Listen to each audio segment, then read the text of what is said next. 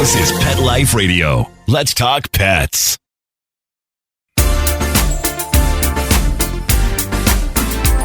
Rappaport to the rescue with award-winning animal advocate, best-selling author, journalist, and pet products creator, Jill Rappaport. Welcome to Rappaport to the Rescue. I'm Jill Rappaport. Today, we're going to talk about a subject that truly gives me great pain and heartache: the carriage horses of New York City. I've been a resident in the Big Apple since the early 80s. And while the carriage horses have been a part of the landscape forever, it is something that has never sat right with me. I cannot bear to look at those horses with all that gear wrapped around their heads and bodies, pulling multiple people in that huge carriage in the worst of conditions sometimes and horrible temperatures. Not to mention all the noise and chaos as they're forced to go up and down those hard cement streets. I have never felt that this was something that should be allowed, and I think it is inhumane to all of the unfortunate horses that so sadly have been selected for this horrific job, which to date has tragically taken the lives of so many of our beloved horses. We are going to talk with Edita Birnkrant. Now, this is a lady that is truly doing something about this problem as the executive director of NYCLASS, which stands for New Yorkers for Clean, Livable, and Safe Streets. This is such an important and life-saving discussion for our beautiful horses that definitely deserve better. So if you love horses and care about their well-being, this is a discussion you do not want to miss. But on a breaking news note, and after we did this interview with Edita, Ryder's Law, named after the carriage horse Ryder who collapsed and died in 2022, failed to pass just yesterday.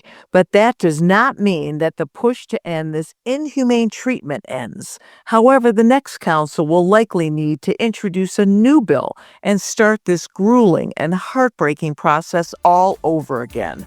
So when we come back, you will hear all about what these horses are going through and why we still can help, because we never can stop being the voice for the voiceless. Stay tuned. You know the expression, cats have 9 lives. Well, what if you can give them one more? The Give Them 10 movement is on a mission to help give cats an extra life. How? With spay and neuter. Spaying or neutering your cat helps them live a longer, healthier life. And it helps control free-roaming cat populations too. Learn more about the benefits of spay and neuter and meet Scooter, the neutered cat, at GiveThem10.org. That's GiveThem10.org. Let's Talk Pets on PetLifeRadio.com.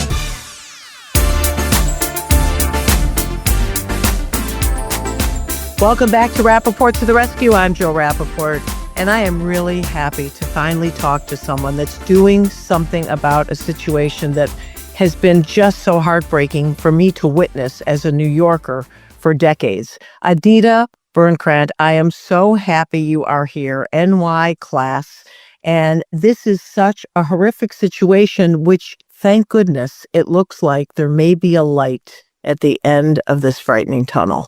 Yes, thank you, Jill. I am so delighted that you have me on. I know how passionate you are about this, and we just want to also announce some news that there was a poll, a Zogby poll, that shows that 78% of a wide cross-section of New Yorkers support banning horse carriages, that want Ryder's Law passed. Exactly. I just heard about this poll. And when you consider 78%, and they're opting for the electric carriages, that's what they want. They're not saying get rid of carriages. They just don't want horses pulling them. Yeah.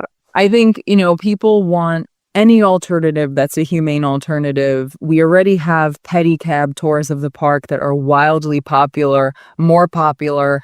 And actually, there was an NPR piece that came out that there was a survey done by the reporter of tourists in the park, and the majority of them don't want to take a horse carriage ride. This is what we're hearing over and over. There has been so many of these viral videos of horses dropping dead, running wild, injuring people, crashing. These videos go around the world. Millions and millions of people see them. They don't want to come to New York City and risk their lives in a horse that could take off at any time and crash, or give money to a business that's neglecting and abusing horses. We see and report so many of them that are like basically crippled horses with disintegrating hooves, leg lameness, untreated injuries, arthritis, many of them elderly horses that should already have been retired years ago, that are just forced to pound the pavement, put into midtown traffic.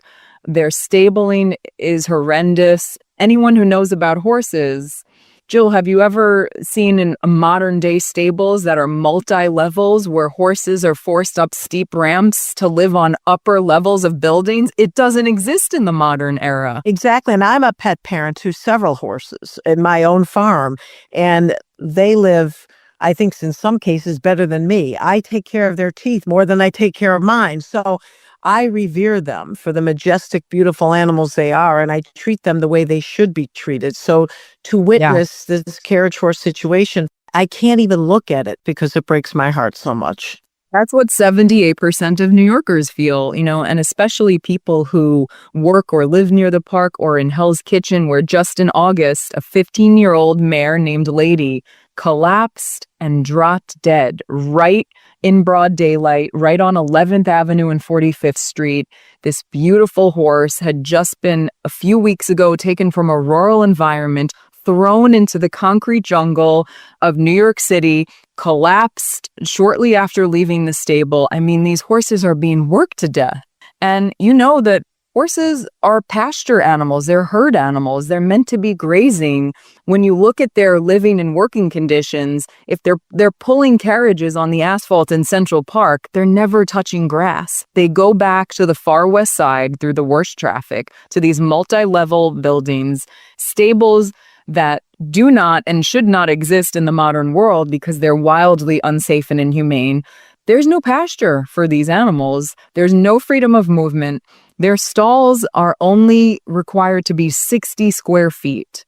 That is half the recommended size. I mean, you know that horses need at least a 12 by 12, and if it's a large draft horse, they should have 14 by 14. 16 by 16. They should have what brood mares have. So imagine that only by law, 60 square feet. That is heartbreaking and that's their whole life. They're in this tiny solitary confinement prison cell. They're never touching grass. They don't even have an exercise ring, dirt. They have nothing. And the survey that was favored by 78% of New Yorkers, which is so wonderful, it's called Ryder's Law. Now, Ryder was a horse that also collapsed and died.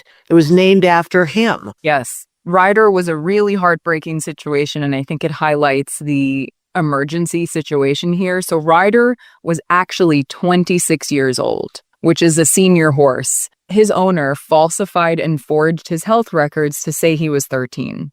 And Ryder was found to be riddled with cancer and many other ailments. So they just mercilessly worked this elderly, sick horse with cancer until his body gave out on Hell's Kitchen on 9th Avenue. And it became a worldwide outrage was generated. This heartbreaking video of this horse could not get up for an hour. NYPD mounted police took over. They were hosing Ryder. They were dumping ice on him. It took an hour to get him up.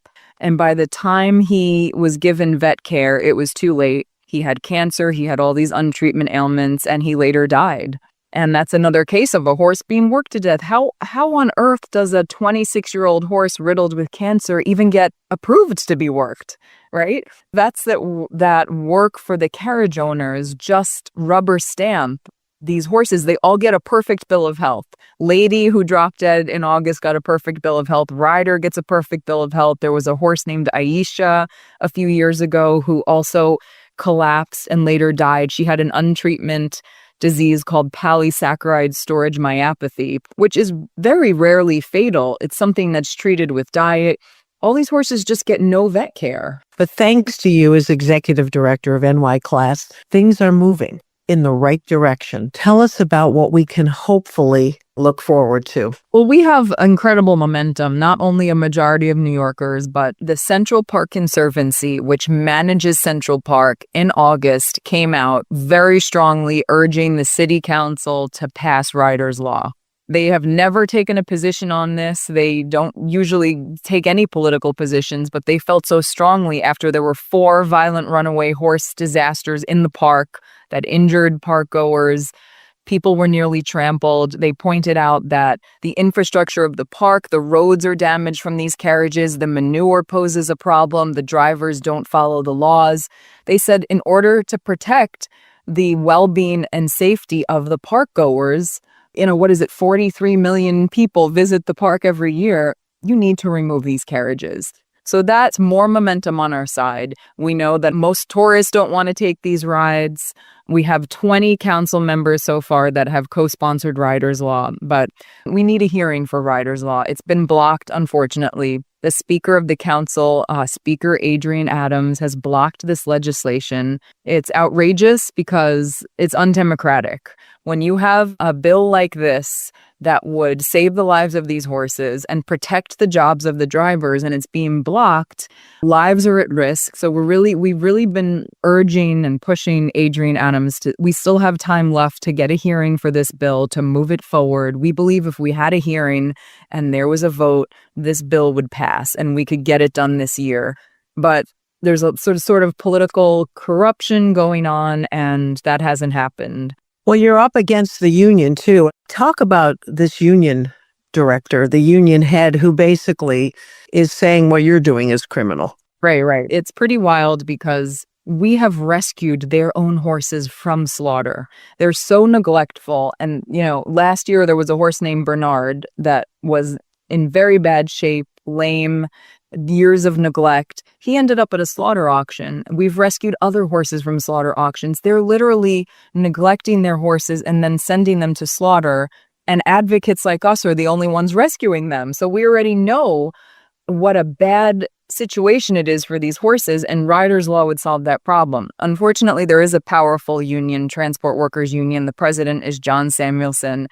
And he seems to be only representing the interests of the wealthy owners in the business. These owners want to keep abusing these horses. They want to keep a situation going where the drivers don't have a salary. The drivers who rent the horses and carriages from them are also being exploited. They get no salary. They get no worker protections, no benefits.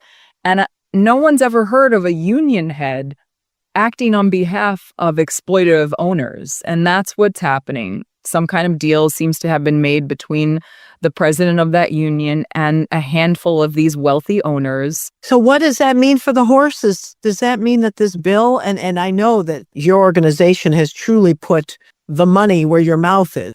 Listen, if we can't get a hearing this year, we're doing everything we can to make that happen. But then we're going to pick up the fight again in January.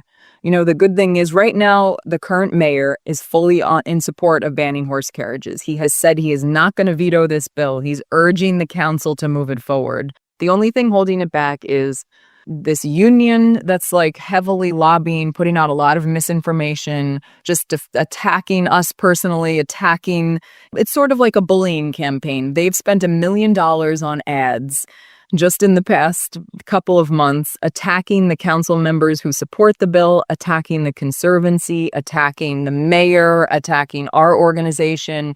It's an intimidation bullying tactic, and New Yorkers see through it. We need the city council to push through and do the right thing. We know that the majority of them are on our side, but if you look at, there's a lot of legislation that can be stalled due to special interest groups that have power, kind of intimidating and bullying.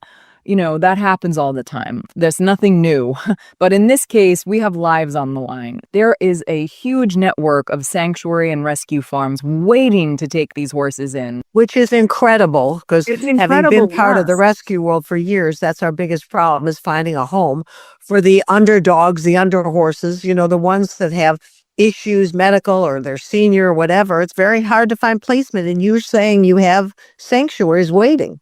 There are so many, and not even, and also just individuals. We've had celebrities come forward that have horse farms and equestrians. We have had Jennifer Coolidge has been in support. I know Christy Brinkley, Whitney Cummings, who has a horse farm. Bella Hadid is an equestrian and has a horse farm. She has offered to take in horses. Kendall Jenner has come forward. She's also an equestrian with a horse. We've had so many offers for these horses from individuals, from rescue farms, from sanctuaries.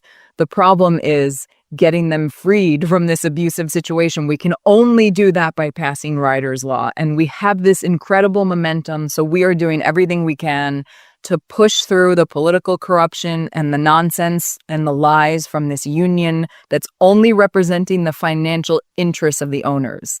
It's a terrible thing they're doing.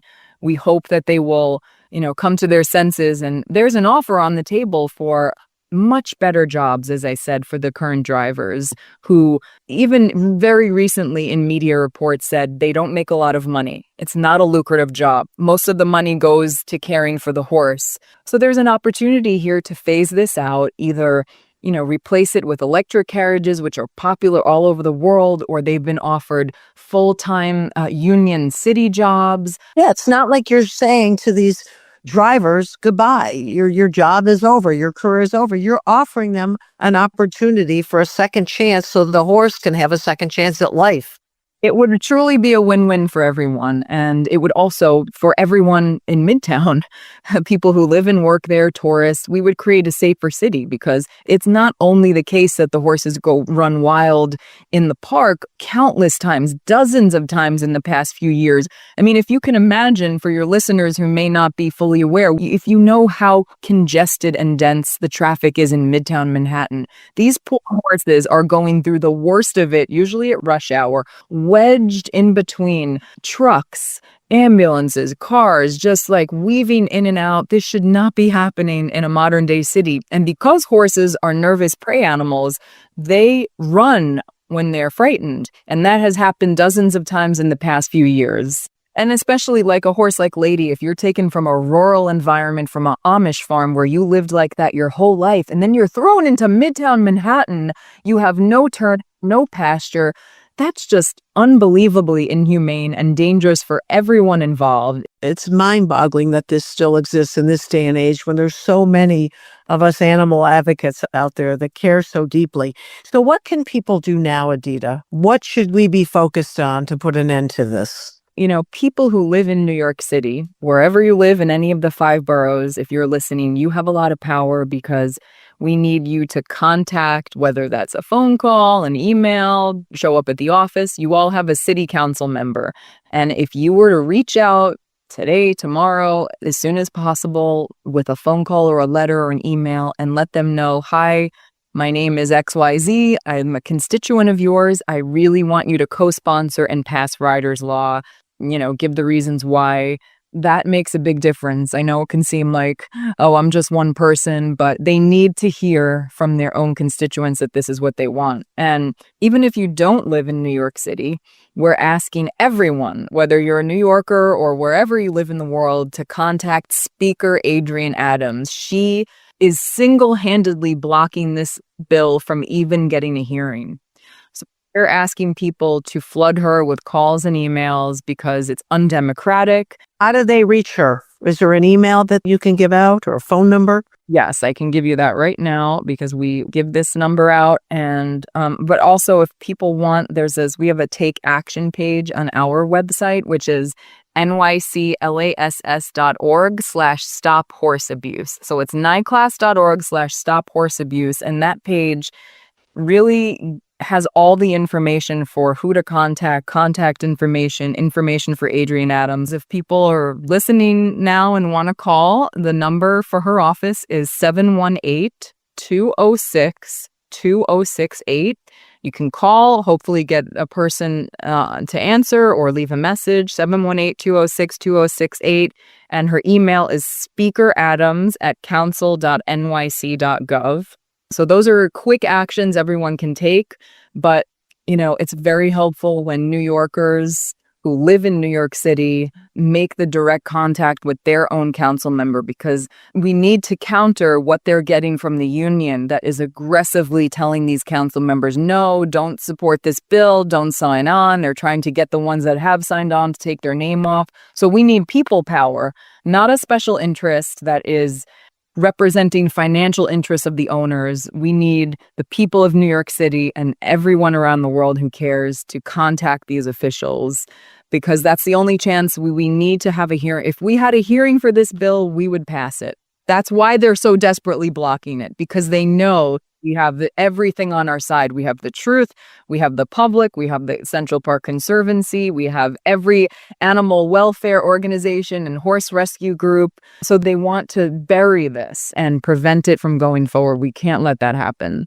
Well, thanks to you, that looks like it's not going to happen. You and your wonderful organization, NYCLASS, are really doing something to make a difference. And hopefully, the next time we speak, you will be giving me great news, because I cannot wait to see only electric carriages on our streets and never see a horse on the streets again in that situation. Yeah, couldn't agree more. There will be a huge celebration when this will be a victory. Also, just to show around the world that New York is a compassionate city. We don't tolerate abusing horses on our streets. So many other cities around the world have already done this.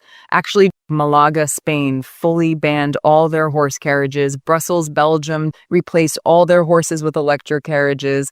Other cities like Mumbai, India, replaced all their horse carriages with electric carriages a few years ago. The list is so long. Chicago banned horse carriages. Montreal, London, Paris, Toronto. We're like an outlier here, and we're supposed to be a leader. Exactly. Leader, and here we are. It's not 1825 anymore. Exactly. Well, hopefully we will be next. Thank you so much. Thank you, Edita. And when we come back, we will be checking in with our cat correspondent, Deborah Cribbs, who has some wonderful advice that could make your feline very happy this holiday season. This is your official gift wrapping, eggnog sipping, tree decorating station. Pet Life Radio. Let's talk pets. Let's talk pets. Let's talk pets On Pet Life Radio. Pet Life Radio. PetLifeRadio.com.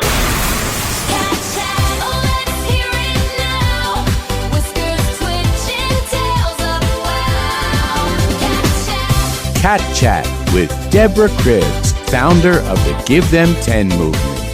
Welcome back to Rappaport to the Rescue. I'm Jill Rappaport. So excited. We have Cat Chat with my cat correspondent, Deborah Cribbs. Deborah, great to see you. And what have you got to tell me on the feline front today? I am so happy to see and hear you today, Jill. You know what? The holidays are fast approaching. And what do we think about during the holidays? Giving things to people, like gifts, right? Right. Well, I got an idea. Have you worried about what to get your pets for Christmas? Give a cat to your cat. That's my message for today. 2 for 1. 2 is easier and better than 1 in a household. That's really interesting. So I know they love the squeaky toys and the toys they can crawl in and the catnip toys, but you're saying, as an expert in this area, the best gift you can give your cat is another cat. Absolutely. So you obviously help the shelters by having more cats adopted.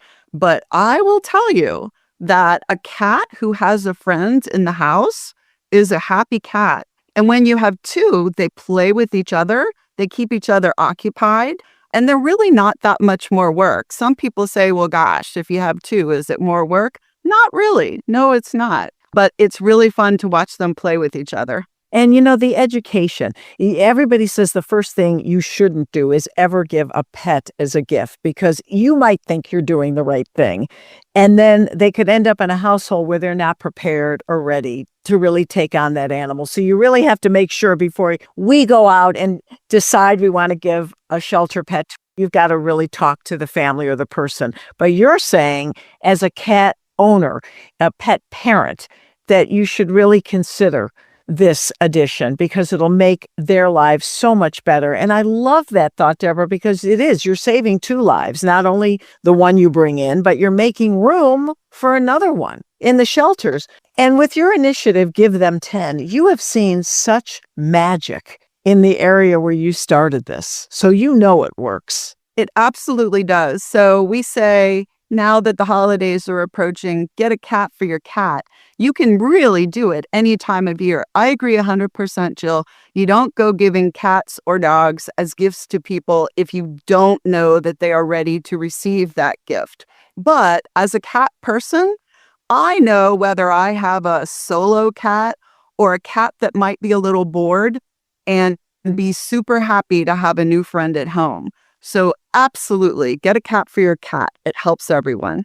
And another wonderful thing to do in holiday season is donate. Please write a check. If everybody just gave $1, we've discussed this, our shelter system would probably be emptied out. So I also encourage people, if you're not ready to open your heart and home to an animal, a cat, a kitten, a dog, a puppy, whatever it is that you love, but you're not ready, please donate. Or donate your time to these organizations. Everybody could appreciate someone going into having someone sit with an animal or fostering one of these pets, right? Absolutely. I always say, contact your local shelter. They know what they need. Volunteer, be a dog walker.